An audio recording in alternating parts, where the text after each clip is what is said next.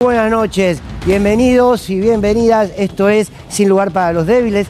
Hoy, por supuesto, además de la reflexión editorial, tenemos un gran invitado que vamos a charlar con él porque es un hombre de la cultura, es un hombre del cine y es un hombre que siempre ha tenido una voz desde la cultura con una mirada fuerte, ¿no?, de la sociedad. Y en un ratito va a estar con nosotros y vamos a charlar de todo, porque entendemos y queremos sumar en Sin Lugar para los Débiles esas miradas de hombres, mujeres de la cultura, de distintos actores sociales que nos ayuden y que nos den elementos para pensar este presente y no agotarnos a nosotros mismos con lo sistemáticamente repetido e instalado. Pero bueno, esa será parte de la noche de hoy. Marcelo Piñeiro va a estar con nosotros y, por supuesto, todo lo que ha pasado en la semana también. Pero les quiero proponer reflexionar acerca, o preguntarnos, mejor dicho, si estamos distraídos o si nos están distrayendo. Pueden ser las dos cosas, claro está. ¿Por qué? Porque voy a agarrar un manojo de noticias que se sucedieron estos días, hoy concretamente muchas de ellas, y en el medio la que se instalan. La que quiere instalar el gobierno, la que instalan algunos medios, pero también la que quizás sin quererlo terminamos instalando todos y todas. Y me parece que no hacen otra cosa que distraernos. Les doy la bienvenida a esta noche de Sin Lugar para los Débiles. Tengo un montón de papeles en la mano porque les quiero compartir varias cosas y no quiero olvidarme. Quiero llevarlos a un hecho que sucedió principio de año, que fue tapa de los diarios. Una denuncia del gobierno. Una denuncia de los medios de comunicación bufones del gobierno. Una denuncia que tenía un claro objetivo: estigmatizar. Lograr que la sociedad crea que en una organización social, como es por ejemplo la UTEP y sus dirigentes, Juan Graboy, Fernanda Miño, por ejemplo, ahora les va a sonar el nombre, les debe sonar el nombre, porque se van a acordar de esto que ahora les voy a refrescar. Se montaron detrás de una enorme operación. De la operación que decía que el Fondo de Integración Sociourbana, el FISU, cuya secretaria era Fernanda Miño, nosotros la tuvimos aquí en el programa, tenían demasiadas irregularidades. Básicamente, para decirlo sin mucha vuelta, se estaban afanando un montón de plata desde ese programa que es de integración sociourbana. Acusaron a Juan Grabois de quedarse con parte de los recursos de ese proyecto, de ese programa de integración sociourbana. Se repitió durante una semana y la discusión política, la discusión mediática era que esas organizaciones, en este caso la conducida por Juan Grabois, se quedaba con la tuya. ¿Se acuerdan cómo se repitió mucho eso? Bien, y empezaron a instalar un relato. El mismo relato que se instaló con los comedores. Y decían, bueno, vamos a parar la entrega en los comedores, vamos a parar los recursos para el Fondo de Integración Sociourbana, porque vamos a hacer una auditoría. La CIGEM va a hacer una auditoría para demostrarle a la sociedad cómo se robaron todo. Y ponían el rostro de los enemigos. Juan Grabois, Fernanda Miño, secretaria de ese fondo. Y quiero recordarles las tapas, porque quiero comunicarles la noticia de hoy. Quiero recordarles las tapas del diario Clarín de aquella época. Miren, aquí tenemos una. Grabois manejó un fideicomiso con más de 1.244 millones de dólares. Esos fondos se suman a los 244 millones de dólares de la Secretaría de Integración. Miren la fecha, 22 de febrero del 2024. Era parte de la operación estaba en marcha, la construcción del enemigo estaba en marcha. ¿Para qué? Para que nosotros, mientras le teníamos que prestar atención a esto e investigar esto, iban recortando los recursos de ese programa social que en los barrios ha ayudado a tanta gente. Pero no era la única etapa de Clarín. Acá tenemos otra. Gastó 130 millones de pesos en viáticos, un fondo que manejó Juan Grabois, la Secretaría de Integración Social Urbana. Y manejó miles de millones y pasó de 60 a más de 600 personas que en su mayoría responden al líder piquetero. Revelan ahora que el balance del año pasado mostró gastos por 130 millones en viáticos. ¿Ustedes se acuerdan de esto? Toda esta puesta en escena, toda esta operación mediática y política llevada adelante por Petovelo y, entre otros, por Clarín y, por supuesto, también por La Nación Más, lo que buscaba era justificar socialmente el recorte. Ustedes saben que Sebastián Pareja es quien hoy conduce la Secretaría de Integración Sociurbana de La Nación. Pareja, en su momento, en el medio de la operación política y mediática contra Juan Grabois y contra ese fondo de integración, tuvo la honestidad, siendo funcionario de este gobierno, tuvo la honestidad, insisto, en el medio de la operación de decir esto que vamos a escuchar. Todo en aquel momento, el principio de año, digo porque estamos en julio. Recordemos lo que decía en plena operación funcionario de Milei sobre cómo Fernanda Miño, ex secretaria de Integración Sociurbana, cómo manejaba y qué resultados había dado este fondo de integración. Escúchenlo.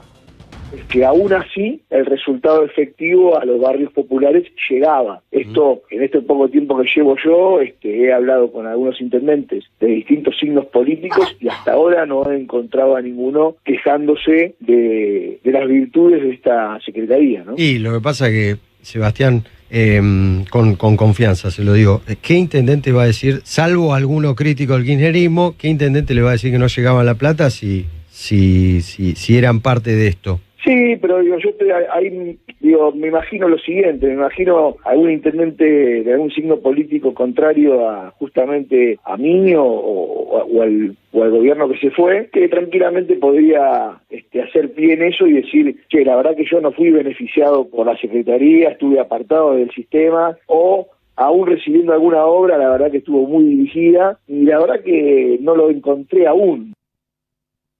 Bien. Sebastián Pareja decía en aquel momento, funcionario de este gobierno, che, está todo bien, ¿eh? Pero no, la excusa seguía, la operación seguía, porque lo que había era que encontrar una justificación social para recortar el programa. Bueno, hicieron la auditoría. La SIGEN hizo la auditoría sobre el Fondo de Integración Sociurbana que conducía en aquel momento Fernanda Miño, del espacio del movimiento de la UTEC conducido por Juan Grabois. ¿Saben a qué conclusión llegó la SIGEN? Dijo claramente que sorprendieron los resultados y que la SIGEN respalda el trabajo realizado. No encontraron delito alguno. No encontraron delito alguno. No había nada. No había absolutamente nada. Es el resultado de la propia auditoría. Ahora, salieron del Ministerio de Capital Humano a decir, che, la verdad es que mentimos. Clarín nunca te va a decir que mintió porque yo tendría que cerrar, porque se dedican básicamente a eso. Pero lo que digo es, a alguien le dijeron claramente que todo esto era una parte de una operación política, nadie te lo va a blanquear. Pero nosotros estuvimos tiempo distraídos en eso. Juan Grabois venía acá, hoy Fernanda Miño estuvo aquí en nuestro programa hace un tiempo, hoy Fernanda Miño habló con el Gato Silvestre en Radio 10 y le dijo ni más ni menos que estaba tranquila, que ella sabía y la gente de su barrio sabía que no era cierto, pero nos distrajeron. Mientras nos distraían con esto, se recortaba todo presupuesto social, pero como se instala la agenda, y somos todos responsables muchas veces de instalar la agenda, la discusión continuaba. Pero no es la única lógica de distracción. Desde la falsa denuncia política, para luego, por atrás, recortarte derechos. Hoy muchos estaban discutiendo los dichos de Lemoine, esta diputada que dio un concepto sobre la inflación. Quiero que lo escuchemos, no solamente para escuchar la pavada que dice, sino para entender o para preguntarnos cómo nosotros podemos creer que esto es noticia. Lemoine. Lo que no tenemos ahora es la inflación galopante que teníamos en diciembre. Sí. Y como ahora no estamos tan pendientes de ver que los precios se dupliquen para dentro de 2 meses, ahora estamos con el dólar. Estamos viendo otras cosas. Y ¿No está te bien que veamos preocupa que ese dólar más caliente pega a la inflación? Claro. No, porque, la inflación no es el aumento de los precios. Primero y principal. ¿Cómo que no? No. No, la definición de inflación no es esa. O sea... La definición de inflación es el aumento generalizado de los precios. No, la inflación es la pérdida de valor por la emisión. O sea, cuando vos emitís sin respaldo una moneda, va perdiendo el valor, porque hay más de eso y la gente no la requiere. Y eso genera el aumento de los precios. No, pero no es inflación, eso no es inflación. Hay que diferenciarlo porque si no es irresponsable. La inflación no es... la causa, no la consecuencia. Me parece que lo que ella quiere decir es que el aumento de algún precio específico no es inflación. Pero ahora, si el aumento generalizado de los precios No, es el aumento del dólar es un precio más, no es inflación. No, bueno, que aumenta estamos diciendo que se traslade a pero hay que hacer esa distinción porque se confunden las cosas. El dólar puede aumentar como puede aumentar la leche. Sí. Y lo que pasa es que vos lo sentís de forma distinta y todo lo que compres con dólares te va a salir más caro. Pero eso no sería inflación. Bueno, no voy a emitir juicio sobre la diputada, es el nivel que nos gobierna, es el nivel intelectual y de formación de quienes nos gobiernan. Pero mientras esto hoy se multiplicó por todos los medios, algunos para intentar defenderla, otros para tomárselo en gracia o con indignación, la noticia no fue esta hoy. Sin embargo, con esto, hasta en su propia torpeza, desde su propia torpeza, nos distraen. Porque la noticia hoy es que continúa el juicio de quienes están acusados de intentar matar a Cristina Fernández de Kirchner. Esta es la noticia de hoy. Sin embargo, hay una lógica de distracción que nos va idiotizando a todos, ¿eh? Ninguno está exento de esto.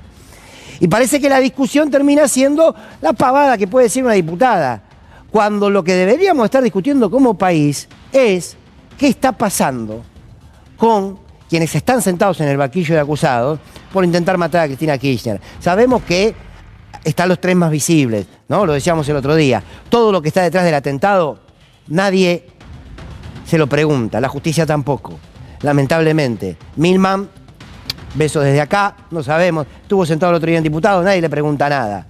Ahora, mientras nos distraen con las pavadas que dice Lemoine, esto pasaba hoy en el juicio contra uno de los acusados del atentado a Cristina Kirchner. No tengo nada en contra de Cristina, no tengo nada, yo jamás mataría a una persona. No, porque es una locura, o sea, aparte, o sea, mis objetivos son otra cosa, no, por ningún, o sea, ni un pedo. Ni loco me voy a meter en algo así, o sea.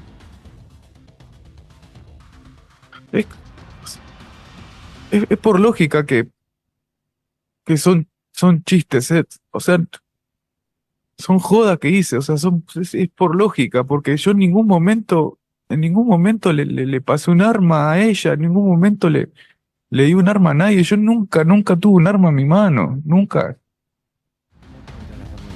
disparé, yo no sé nada de eso. Bueno, uno llora, el otro dijo que en realidad la quería matar porque se cree un patriota, el testimonio de Brenda. Digo, ¿cómo puede ser que en este país no sea noticia esto? Yo les puedo asegurar, y estoy convencido que van a estar de acuerdo, que si el atentado, que no lo deseo, por supuesto, lo aclaro porque siempre a algunos les encanta recortar, digo que si el atentado hubiese sucedido a un presidente, por ejemplo, de los Estados Unidos, les puedo asegurar que es cadena nacional. Aquí en la Argentina es cadena nacional el juicio, ¿eh? Nosotros somos un país hermoso, yo quiero mucho este país, tenemos todas nuestras miserias, ¿no? Como cualquier país. Nosotros somos el país donde nuestros canales de aire, de televisión y nuestros medios pueden hacer cadena nacional de la coronación del príncipe Carlos y olvidar, tapar y no estar poniendo frente a la sociedad a los rostros de los responsables de haber intentado matar a una vicepresidenta de la nación, de nuestro país. Es increíble.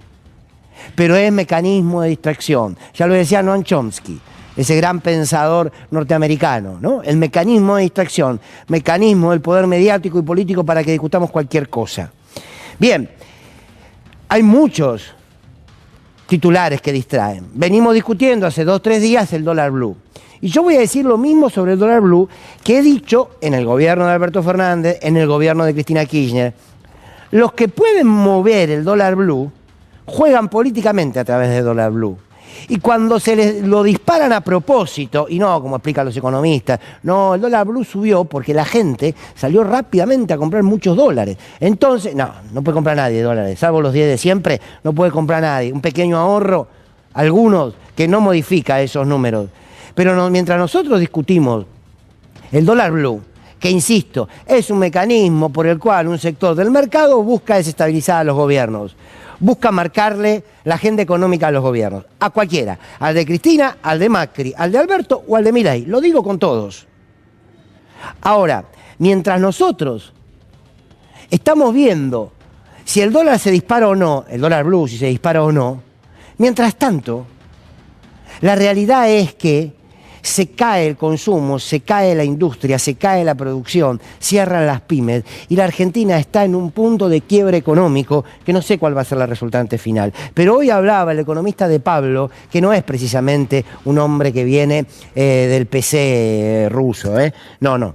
Y opinaba esto sobre la economía argentina, sobre el camino que estamos recorriendo y dónde puede terminar, mientras nosotros miramos las placas del dólar blue. ¿Los tiempos que está tomando el oficialismo para con respecto al cepo? ¿Qué apuro tiene el presidente Banco Central para sacar el cepo? Esta es la pregunta que vos tenés. Vos, si vos querés entender, metete en los pantalones del tipo que tiene que tomar la decisión. ¿Qué apuro tiene? Hasta ahora no escuché nada convincente. Escuché maravillas que ocurrirían si sacás el cepo y porquerías, ¿no? Vos tenés que entender que el presidente del Banco Central y el ministro de Economía no están juntando material para escribir un libro, están decidiendo. Si le va mal, voy a por el aire. Cuando vos tenés que tomar las decisiones, te tenés que jugar. Bien, y las realidades del barrio no cambian. Y hoy veíamos testimonios de librerías que cierran, de pequeñas fábricas que cierran, del desempleo que crece. Pero nos dicen, bajó la inflación, bajó al 7,7. Sí, bueno, el precio de la leche no baja, un problemón. Porque en realidad la noticia de la macroeconomía no siempre se condice con la microeconomía. ¿No? Es claro eso. Hoy estuvo aquí el ministro Guzmán. Bueno, Guzmán fue ministro de Economía, que en la macro podía mostrar números, pero que en la micro estábamos cada vez peor. Una última cosa, para no extenderme mucho. Mientras seguimos discutiendo el dólar blue, a Lemoyne, si el presidente viaja o no viaja, si está equilibrado psicológicamente o no, la Argentina se sigue endeudando, y el negacionismo, que no es de la boca para afuera de este gobierno, sobre todo encabezado por la vicepresidenta Victoria Villarroel, trabajó en lo que es un decreto que se rumorea que está pronto por salir firmado, claro está, por el presidente de la Nación. Es un decreto por el cual el gobierno nacional toma la decisión de eliminar la unidad especial de investigación de la desaparición de niños como consecuencia del accionar del terrorismo de Estado. Eso pertenece a la Comisión Nacional por el Derecho a la Identidad. O sea, le va a quitar a la organización Abuelas de Plaza de Mayo el instrumento por el cual podían seguir buscando a los nietos. Se intentaron meter con el banco de datos genéticos y ahora van por este instrumento que, entre otras cosas, es el que puede revisar todo lo que fue y lo que ha tenido que ver con cómo se han modificado los documentos, las partidas de nacimiento de los hijos que fueron robados. Hoy en la Argentina hay por lo menos 300 hombres y mujeres, porque ya son hombres, que no conocen su identidad. Y las abuelas mañana convocan una marcha en Plaza de Mayo a las 15 horas. ¿Te enteraste? Digo, porque sí, si Lemoyne sabe explicar o no qué es la inflación, me importa nada.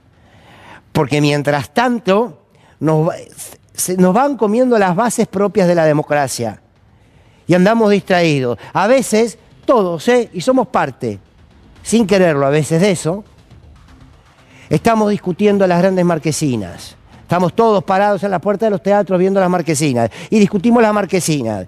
Y ninguno entró a la obra, porque si entra a la obra se da cuenta que no es protagonista de nada, de que apenas es un actor o una actriz de reparto a la que nadie considera. Pero todos nos creemos que discutimos política cuando discutimos la agenda del mercado, del establishment, con el lenguaje del poder político, del poder del mercado, del poder del establishment. Mientras tanto, hay una Argentina subterránea que no aguanta más y que quiere saber qué va a pasar y que quiere saber quiénes son los responsables del atentado contra Cristina y que quiere saber por qué, con tanta legitimidad, esta democracia permite retroceder tantos años en la lucha por la memoria, por la verdad y la justicia. Nos peleamos y seguiremos peleando entre este mundo subterráneo en el cual vivimos y el mundo que parece estar a la intemperie y a la vista de todos. Quizás estamos más distraídos de lo que creemos, y lo peor de todo, que nos creemos muy politizados, y discutir los titulares, y discutir las consignas y las palabras del poder dominante no es estar politizado. Politizarse es entender que ese poder dominante lo que quiere construirte no es solo la agenda, sino la manera de sentir, la manera de pensar y la manera de mirar la propia realidad que vivís, hasta el punto tal de que creas más lo que te cuenta la tapa de un diario que lo que vivís vos, puertas adentro de tu casa. Bienvenidos y bienvenidas, esto es Sin Lugar para los Débiles. No tengo nada en contra de Cristina, no tengo nada, yo jamás mataría a una persona. No, porque es una locura, o sea, aparte, o sea, mis objetivos es otra cosa, ¿no? ¿Dónde queremos y queremos estar? ¿Qué compró? Para que veas que no te miento. Sala de fruta, un poco de naranja, banana. ¿Cuánto gastó? Duele. 5.500. No me puedo acostumbrar, o sea, yo no me puedo acostumbrar a los nuevos valores. No me da. ¿Le ganó la inflación la jubilación? No, para nada. ¿Bajó el trabajo? Sí, bajó mucho. Ya no hay trabajo porque no hay moneda. Está claro que el gobierno no pretende ni el fomento de la industria ni el fomento de la ciencia. Bueno, nos vamos a dar un placer grande y el agradecimiento que estés aquí, Marcelo Piñeiro. Qué placer, gracias. Para mí es un placer. Qué bueno poder charlar. Bueno, veíamos fragmentos de tus películas. Hiciste mucho, ¿no? Bueno, menos de lo que querría. ¿Sí? En realidad sí. Hay muchas películas que no logré financiación, bueno, ese tipo de cosas. Y por otro lado, bueno, yo estudié cine comienzo de los 70 en La Plata, y cuando empezaba el momento de hacer, vino la dictadura, y ahí me acuerdo que nos juntábamos con amigos a escribir guiones de películas que sabíamos que jamás filmaríamos. Claro, bueno, todas esas cosas han quedado, ¿no? Sí.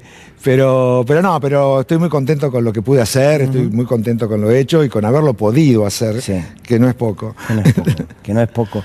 Pensábamos y nos reíamos un poquito con El Reino, esta serie extraordinaria que hiciste. Gracias. ¿La viste toda antes? Porque mucha gente, si no la vieron, seguramente la van a ver, pero bueno, mucho de lo que cuenta El Reino en términos de cómo también hoy juega la política, con la base de la política, la vinculación con lo religioso, la construcción que se hace desde el vínculo religioso en la política, cómo en el mundo parece mucho más normal de lo que creíamos acá, ¿no? Sí, en realidad la idea del Reino arranca, lo hice con Claudia Piñeiro, sí, claro. Y los dos estábamos un poquito preocupados con ese auge de las nuevas derechas, de las nuevas ultraderechas, y de algún modo había un personaje que a los dos nos llamaba mucho la atención y nos daba pánico, que era Steve Bannon, que es el gran ideólogo, a mi juicio, de todo esto que... hay gente que sabe mucho más que yo, pero bueno, para mí arranca con el Tea Party en Estados Unidos. Ahí ven que una herramienta importante son las derechas religiosas, evangélicas, que le resultan claves a Trump para llegar al poder. Y ahí empiezan a ver que en Latinoamérica también pueden ser un buen instrumento para llegar. En Europa, por ejemplo, ven que no, que esas iglesias no son el instrumento adecuado y son los grupos más islamofóbicos, anti-extranjero, etcétera, ¿no? Van pegando por ahí. Hay un objetivo, a mi juicio, claro, detrás de esta cabeza de Bannon, que es lograr el descreimiento absoluto en la democracia y en las instituciones. Que, con todas sus imperfecciones, lo único que nos protege a los ciudadanos. Claro. Claro. Donde tenemos, digamos, caminos de representación imperfectos, lo que queramos, sí, pero que están, que todavía... y obviamente trabajan, por un lado, sobre la disolución del tejido social. Sentir en ese sentido, el objetivo es lograr un todos contra todos. Sí.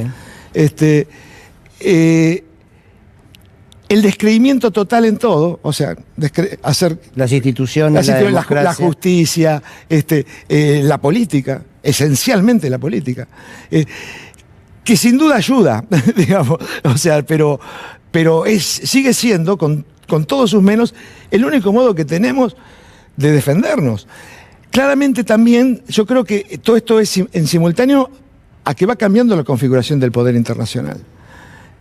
Digamos, hasta no hace muchos años, nosotros decíamos, el hombre más poderoso del planeta es el presidente de Estados Unidos. Sí. Y hoy no. Y no porque Biden de pronto no de la talla. De Biden. Sí, no está ahí el poder. El poder está en otro lado. Está más diseminado. Y por eso yo creo que en un punto, estas políticas que inclusive, por ejemplo, en Europa se basan en nacionalismos, pero en definitiva yo creo que apuntan a destruir, digamos, son todos antiglobalistas, quiere decir anticomunidad europea. Todos los países europeos sueltos serían países con muy poco poder internacionalmente. Lo que les da poder es la comunidad europea, o sea, poder funcionar como un poder político conjunto. ¿Sobre qué trabajan? Disolver eso. Con un instrumento que me parece a mí que, bueno, se ve claramente en las religiones. Me acordaba también de Bolsonaro, la importancia del evangelismo con Bolsonaro. Ahora, parece que el vínculo emocional está por encima de todo. Claro. Y se construyen, ¿no?, sujetos que en la sociedad prevalezcan la emocionalidad, que por cierto es negativa, o sea, la bronca con el otro o el miedo, lo que sea, por encima de todo, por encima de la historia, de las instituciones, del ejercicio de la democracia. Que justamente yo creo que el gran descubrimiento de Bannon son las redes sociales. Las redes sociales, el tipo básicamente, por un lado, va a lo emocional, quitar la racionalidad del debate público, dejarlo totalmente en lo emocional. Y vos fíjate que lo hacen básicamente filtrándose en grupos de WhatsApp, de Facebook, donde te infiltran el odio. Te van infiltrando el odio. Si sos un grupo de mamás de colegio, ojo, que te están queriendo decir que tu hijo sea gay, que tu hijo... Sí. Experiencias van infiltrando, ¿viste? Se meten de a uno y van copando. Copando de un modo tan potente también que los que están en desacuerdo prefieren callarse para no discutir. Ahora, hay una disputa de valores que perdimos. Digo, a ver, la palabra perder es un montón. Digo, yo creo que es una lucha permanente de avances y de retrocesos. Pero uno ve, a partir de las redes también, que hay como otra... que parece que se discuten otras cosas. Parece que hoy en día, sin generalizar, pero han logrado interpelar a la juventud desde lugares que vos decís, y quizás no desde principios colectivos, valores colectivos. No, al contrario. La idea es romper lo colectivo, me parece a mí. Ahora, yo también te digo, yo creo que uno a veces vive el presente con la sensación de que es un casillero de llegada, ¿no? Que es el fin de la historia, que a partir de aquí el mundo será así. Y son momentos de paso. Tengo unos cuantos años para darme cuenta que pasó por muchos momentos muy oscuros, que parecía, la dictadura, por ejemplo, parecía final, parecía que no había nada después. Y hubo, y hubo grandes momentos que parecían inimaginables. Entonces, yo siento que siempre la fuerza de cambio han sido los jóvenes a lo largo de la historia, ¿no? Y hoy hay una tendencia a ver que los jóvenes son un solo modelo de joven, y que está lobotomizado por las redes sociales. Yo no digo que ese joven no exista, digo que no es el único. Exacto. Creo que hay muchos jóvenes, y que hay muchos jóvenes que más allá de todo no pueden evitar estar totalmente atravesados por la realidad que viven. Y en ese sentido yo siento que hoy puede haber ilusiones y sensaciones y percepciones de que nada sirve, de que todo es igual, pero necesariamente la vida te hace empezar a distinguir y ver. En ese sentido, yo no soy pesimista en absoluto. Creo que sí vivimos un momento malo, que vivimos un momento con un poder ejerciendo el poder más que nunca, y no son necesariamente, digamos, yo también veo que estos líderes de estas nuevas derechas, que tienen mucho de peleles, ¿no? Como forma, digamos, son inimaginables, por lo menos hasta hace muy poco, como un líder de un país. Son más cómicos de televisión, son más memes, ¿no? Bueno, es que Milei era un meme. Bueno, pero lo mismo te digo de Bolsonaro, lo mismo te digo de Trump. Trump era un tipo que en realidad, más allá de que era un gran millonario, la popularidad la hizo con un reality show, que era con un proceso de selección de personal de multinacional, que decía, estás despedido, fuera. Eso es lo que lo hizo famoso, su frase, you're fired. Entonces, todo viene de allí, que implica un deterioro. Implica un deterioro, porque sin duda, si uno piensa en grandes líderes de la historia argentina, de la historia del mundo, no daban risa. Vos podías estar en desacuerdo absoluto. No, claro. Podías estar en desacuerdo absoluto, pero no daban risa. Entonces, creo que todo tiene que ver con esto de destruir lo institucional y lo democrático. Ahora, ¿no hubo muchos gobiernos de derecha en la Argentina y en la región que siempre, parece casi matemático, que tienen toda una política de destrucción de la cultura. Ahora, particularmente Milei, los eligió como enemigos. Sí. ¿No? ¿Y vos cómo lo estás viviendo eso? Mira, eligió como enemigo la cultura, eligió como enemigo la ciencia, eligió como enemigo la educación pública, eligió como enemigo la salud pública. Se escuda con el no hay plata, excusa absolutamente falsa. Por ejemplo, yo puedo hablarte de cine, que conozco más que de ciencia, pero el cine en Argentina, el INCAA, se nutre, sus fondos son por impuestos directos de la actividad. O sea que si la actividad deja de existir, esos impuestos se dejan de cobrar y que tienen que ver con la actividad. Una parte de cada entrada de cine que se vende en el país y una parte de los pequeña de los ingresos publicitarios que tiene la televisión y el cable. Pero, en realidad, el cine argentino, en los últimos 20 años por lo menos, la mayor parte del cine argentino que se hace tiene fondos del exterior, aparte de los locales. Entonces, básicamente, entre el 60 y el 70% es dinero, básicamente europeo, que entra a la Argentina para hacer películas. Ese dinero también dejaría de entrar. Es bastante más que el que aporta la Argentina por estos impuestos directos de la actividad. Y a su vez, ese dinero, toda esa masa de dinero, genera mucho trabajo, se mueve, digamos. Entonces, por otro y el centro, por otro lado, por lo que uno debe analizar el cine, no es por el dinero que deja o entra, ¿no? Sino por lo que culturalmente significa. Exacto. Y vos fíjate, esta semana, por ejemplo, se estrenó en París Puan, en más salas que las que se estrenó acá, con excelentes críticas. Los Delincuentes se estrenó hace 2 meses, con muchas más salas que se estrenó acá, con muchos más espectadores que los que tuvo acá, con excelentes críticas. O sea, si no fuera porque han decidido que el enemigo es el cine, yo te diría, es un gran momento el cine argentino.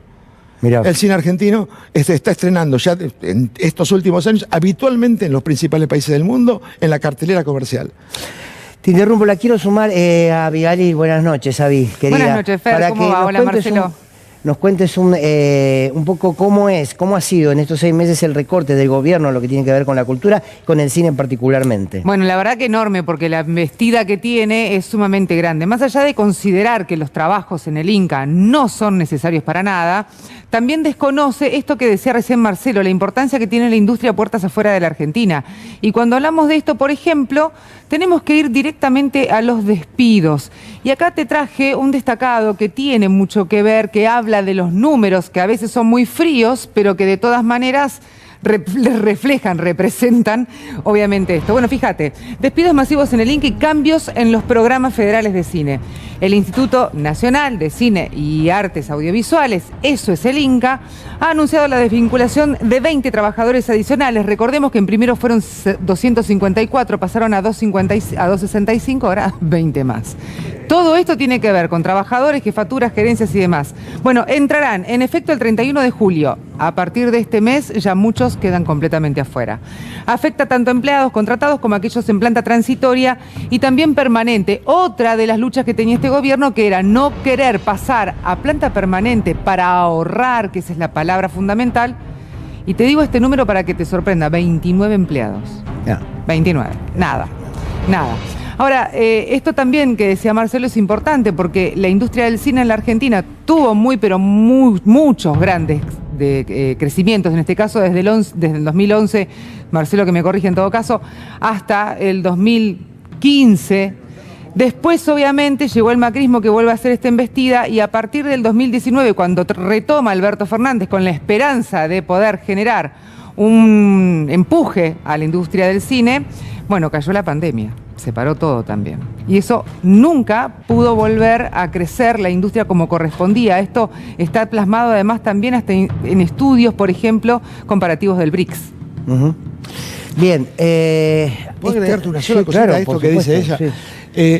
Entre estos recortes que está haciendo el INCA, por ejemplo, han dejado de alquilar unos lugares donde se guardan todas las películas argentinas. Cada productor de una película argentina tiene que entregar una copia al instituto para su filmoteca.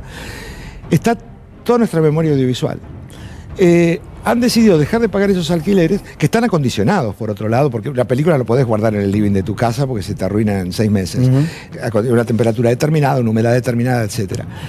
Van a dejar de alquilarlos y dicen que que todas esas películas van a pasar al segundo subsuelo de la ENERC, que se inunda. O sea, vamos a perder nuestra memoria cinematográfica. Y eso también, uno dice, es de una torpeza brutal, porque ¿cuánto pueden costar el alquiler de esos lugares? Y uno dice, ¿tan torpe se puede ser? ¿O hay de verdad una intención de borrar el pasado, de borrar la historia, de borrar la memoria? Ahora, pensemos en todas las películas argentinas, pensemos en La Tregua, en La Historia Oficial, en El exilio de Gardel, en La Guerra Gaucha, en las películas de Sandrini, en lo que quieras. Todo eso lo vamos a perder si no se actúa inmediatamente para frenar esta locura. Vos sabés que esto que está diciendo Marcelo sucedió también en la época del macrismo. Cuando llegó el macrismo también hicieron lo mismo, sacaron todo el registro que había histórico, gran parte de eso, y ni siquiera fue a parar a un lugar en donde se inundaba.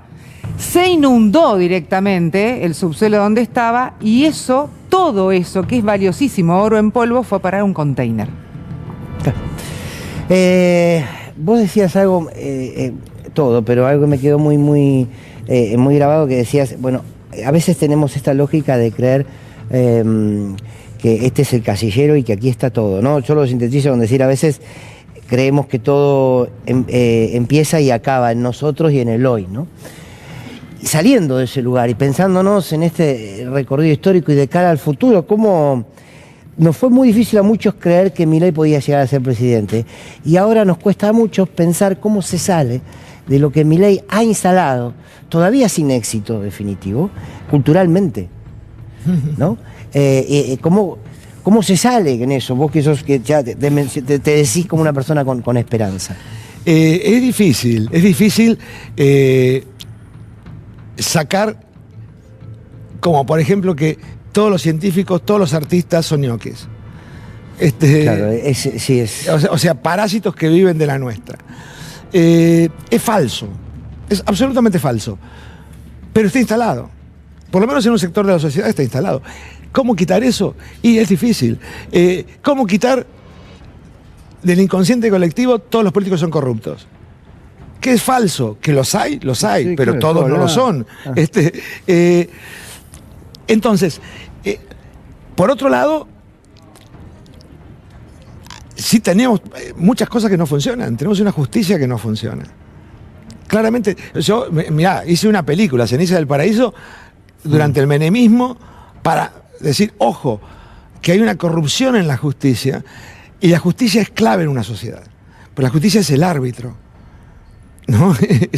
Entonces, si el árbitro está comprado, ¿para qué jugamos el partido? Y además, cuando vos ves que los árbitros están comprados, se pierde socialmente el valor.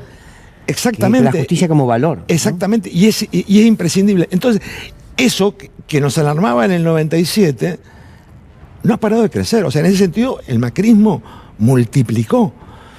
Pero vos fíjate, sin embargo, esto revierte contra los sectores progresistas en vez de quienes son los causantes, los responsables. Claro. Entonces, bueno, sin duda es... yo creo que también yo me acuerdo cuando ganó Milei, o sea, uno decía, ¿qué hemos hecho mal? ¿Qué hemos hecho mal para llegar a esto? Y yo no sé si nosotros hemos hecho mal o es que los otros lo han hecho mejor. Pero en todo caso, lo que digo, nosotros tenemos que seguir. Digamos, Yo no entrego mis convicciones. Muchas veces me he sentido en total minoría en la Argentina, sí. En absoluta minoría, lo cual no hizo que yo dijera estoy equivocado, no. Estoy muy seguro de lo que pienso. Estaré muy solo, pero estoy muy seguro de lo que pienso. Yo te agradezco muchísimo que hayas venido esta noche y que hayas compartido, porque bueno, tu cine lo vemos. ¿Estás trabajando en un nuevo proyecto? Sí, en 2. ¿Lo puedes contarnos? Poco, pero bueno. No importa, estás trabajando en 2 proyectos. Tengo 2 proyectos. Ya nos vamos a enterar. Déjalo ahí por la duda, que a ver si empiezan después a poner. Me quedo con esto de lo importante que ha significado el cine cuando hacías esa recopilación de algunas películas, porque el cine también nos educa. Y hay no digo que sea una disputa de una cosa o la otra, pero hay una generación, no todos, que está siendo educado por las redes. Y yo creo que el cine, que también las redes lo toman y pueden difundir, es también una batalla cultural muy fuerte, porque nos ha educado. A mí hay películas que me convocaron a ir a leer libros, o hay películas que me convocaron a ir a buscar esa parte de la historia, ¿no? Y sigue siendo fundamental, y lo será. Y vos fíjate, para un país como Corea del Sur, el cine ha sido clave para esta nueva formateo que tiene Corea del Sur. Ha sido absolutamente clave. ¿Cómo lo es para Estados Unidos? Inclusive para su propia consolidación nacional. Exacto. ¿Viste? Entonces, para la batalla cultural, los Estados Unidos, Hollywood es el instrumento. Por eso no es casual que el enemigo sea la cultura. No es casual, pues tiene que ver con la identidad de una sociedad. Tiene que ver con la autoestima de una sociedad. Y vos pensás que el mensaje es decir, esto es un país de mierda. Claro. No es un país de mierda. ¿Tiene una dirigencia de mierda? Puede ser, sí. Pero no es un país de mierda, es un gran país. Y no todos. Exacto. Mirá, te voy a leer algo para despedirnos y agradecerte otra vez que estés aquí, un placer grande. Algo me lo compartió Rita Cortés, que lo escribió con Liliana Herrero. Me va a matar que lo estoy leyendo acá, pero no importa. Se llama De la vida popular. Y dice, aprendamos a diferenciar lo popular de lo masivo. En general la vida popular es muy creativa cuando sale al combate, cuando celebra y cuando produce grandes transformaciones. En general, lo masivo es la alianza férrea entre los medios y el mercado y genera objetos culturales efímeros. Saber que la vida popular es de una complejidad extraordinaria y que hay allí un pensamiento solidario aún no acallado. Hay una necesidad de rescatar a los que están a la intemperie de la intemperie. Hay que reflexionar y acompañar los movimientos de los nuevos condenados de la tierra, los ninguneados. Hay que estar en los lugares en los que se ha desorganizado la vida a las personas. Hay que estar en donde los derechos han sido avasallados. Construir también con aquellos que son absolutamente marginales, sin temor.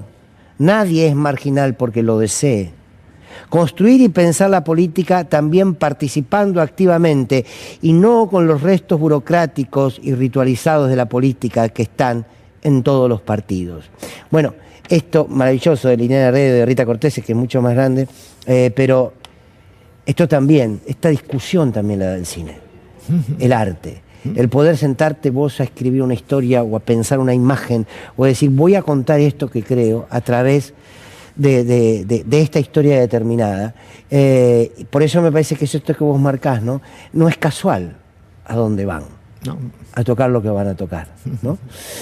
El Reino fue un aporte grande, por eso yo te cargaba un poco diciendo la viste. Quizás la tarea sea ahora ver qué pasó con todo lo que vimos El Reino. A ver si entendimos esto desde la idea original de donde vos lo planteás, ¿no? A veces debe pasar, te lo pregunto, esto de decir, yo quiero contar esta historia porque quiero llegar acá. Y en la vuelta a eso, vos tenés esa devolución, el saber que, a veces sí, lo lograste. A veces sí, a veces no. Pero yo, en realidad, como no me siento un predicador, sino un contador de historias, yo cuento una historia que me importa, que me calienta, que la tengo en las tripas, que necesito contarla. Yo, por ejemplo, ahora necesito hablar de la empatía, de recuperar la empatía, de recuperar... Flor de batalla.